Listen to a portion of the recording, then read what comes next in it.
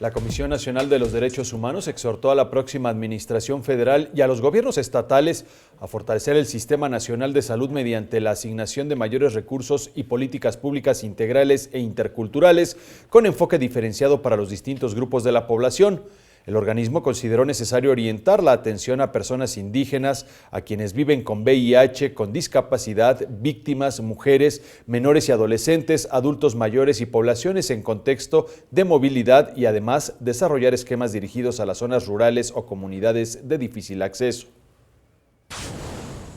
El gasto en salud promedio por persona en México es de $1,080 al año,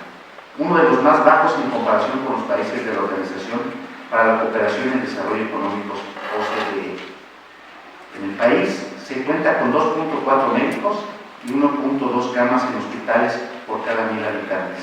mientras que el promedio de la OCDE es de 3.4 médicos y 4.7 camas. Un informe presentado por Coneval en 2014 mostró que el 21.5% de la población indígena carecía de acceso a los servicios de salud y el 62.2% no contaba con seguridad social.